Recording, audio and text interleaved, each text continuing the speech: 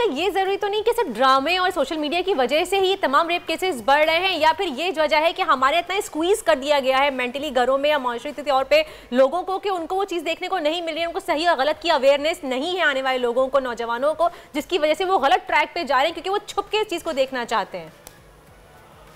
जी, एक तो मैं इसको दो एस्पेक्ट्स में आंसर करना चाहूँगा कि रेप तो बहुत ही सैड है, बहुत ही एक्सट्रीम अमल है और ये डेफिनेटली बहुत ज़्यादा निग्लेक्ट शो करता है, बहुत ज़्यादा अनअवेयरनेस शो करता है उस बंदे के ऊपर और ये क्रिमिनल बिहेवियर है। माइनस दैट पोर्शन जो जनरल हमारे यहाँ औरतों को तकलीफ है और मर्दों का रवैया है, मैंने इसका जवाब पहले दिया कि जब नॉर्मल सोसाइटी नहीं होती, जब लोग अपने आप को एक्सप्रेस नहीं कर सकते, जब मोहब्बत, रोमांस,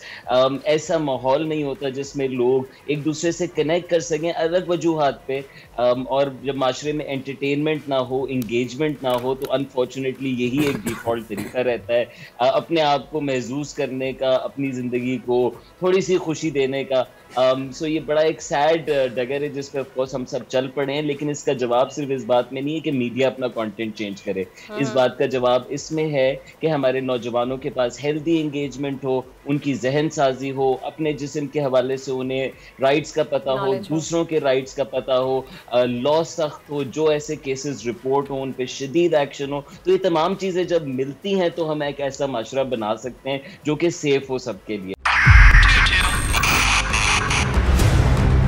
2022 बहुत सारे तोहफे भी देके गया पाकिस्तान की आवाम को। पाकिस्तान की आवाम को एक तोहफा ये दिया कि आवाम को पता चल गया कि पाकिस्तान का मीडिया क्या है। हक और सच का सफर साल 2022 में बोल रहा नंबर 1। हमने बहुत सारे शोज और ट्रांसमिशंस की, पूरा साल मुसलसल जदोजहद में निकल गया कि ये वोट ऑफ कॉन्फिडेंस के पीछे कौन लोग थे। तोड़े रेटिंग के सभी रिकॉर्ड, एंकर्स ने भी आवाम में सबसे ज्यादा मकबूलियत पाई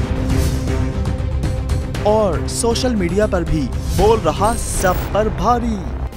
सब्सक्राइब करें और बेल दबाएं ताकि कोई खबर रह न जाए।